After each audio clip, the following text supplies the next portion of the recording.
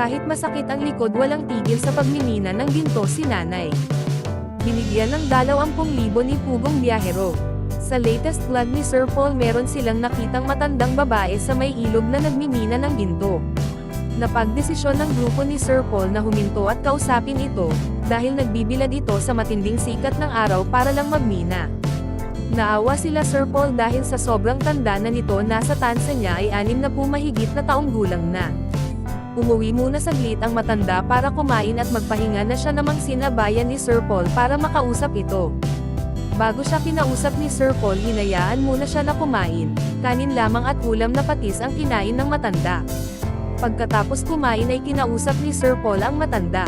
Ang pangalan ng matanda ay si Nanay Ligaya. Binahagi ni Nanay Ligay kay Sir Paul ang pang-araw-araw na hanap buhay nila.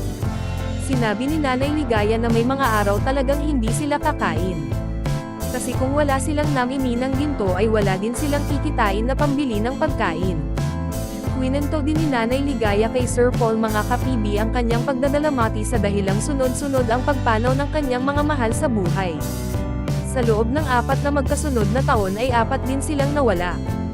Unang nawala kanyang panganay na lalaki. Binawian ito ng buhay dahil sa pagkalunod. Sunod ay ang kanyang anak na babae dahil sa pagka-stroke at hindi na kinaya ng katawan nito. Pangatlo ay ang mismong ina ni Nanay Ligaya. At nitong huli ay ang kanyang batihing asawa. Sinabi ni Nanay Ligaya kay Sir Paul na hindi madali, sobrang hirap at sakit sa pakiramdam ang mawalan ng mga mahal sa buhay na sunod-sunod. Dagdag pa ni Nanay Ligaya, ang lahat ng pagsisikap niya sa ngayon ay para meron siyang maibigay sa kanyang mga apo. Dahil dito na lang siya kumukuha ng lakas at ito na lang ang natatangi niyang kaligayahan.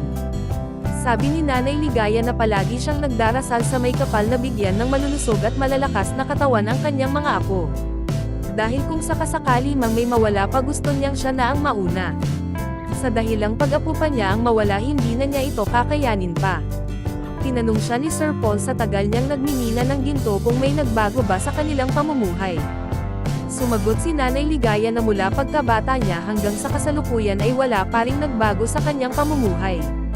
Nakiusap si Sir Paul kay Nanay Ligaya, mga kapibi, kung pwede pa ba itong bumalik sa ilog dahil gusto ni Sir Paul na sumama at masubukan ang pagmimina.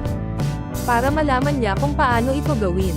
Pagdating nila sa ilog, ipinakita muna ni Nanay Ligaya kay Sir Paul kung paano ito gawin. Gumamit siya ng antay-para at niloblob ang mukha niya sa tubig dahil sabi ni Nanay Ligaya, pag nakaloblob ka sa tubig at suot mo ang antay-para, malalaman mo kung may ginto kasi kumikinang ito. Nung nagawa na ni Nanay Ligaya ay agad na isinot ni Sir Paul ang antay-para at siya namang linoblob ang mukha niya sa tubig para malaman kung totoo bang kumikinang pag may ginto sa minimina. Nakailang beses na niloblob ni Sir Paul pero wala talaga siyang nakitang kumikinang sa tubig.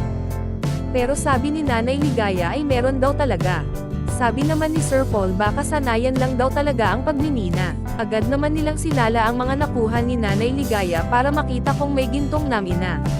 Nagpaturo si Sir Paul kung paano magsala at sinubukan niya ito.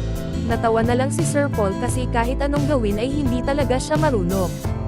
Pinaubayan na lang ni Sir Paul kay Nanay Ligaya ang pagsala, gawa ng gusto na rin niyang makita kung may ginto ba sa nakuha nila.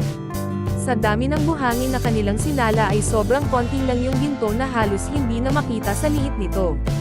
Inaya ni Sir Paul si Nanay Ligaya na tumigil at tumabi na muna. Dahil meron nakahandang surpresa para kay Nanay Ligaya. Umupo silang dalawa sa gilid at sinabi na ni Sir Paul kay Nanay Ligaya na may ibibigay siyang tulong para sa kanya. Biniro siya ni Sir Paul na kwentes na gold ang surpresa para sa kanya. Pero sinabi ni Nanay Ligaya na hindi na niya hinangad pa na magkaroon ng alahas tulad ng kwentas.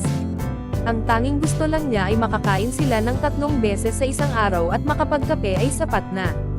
Binigay na ni Sir Paul ang 20,000 pesos na tulong para kay Nanay Ligaya. Umiyak si Nanay Ligaya sa sobrang saya at dalangin niya na proteksyon at gabay para kina Sir Paul para marami pa silang matutulungang nangangailangan tulad niya. Yinakap ni Sir Paul si Nanay Ligaya at sinabi niya ito na magpatuloy sa laban ng buhay. Kung taga-subaybay ka ng Pugong Biyahero tulad ko, mga kapibi, mag-like and subscribe ka na.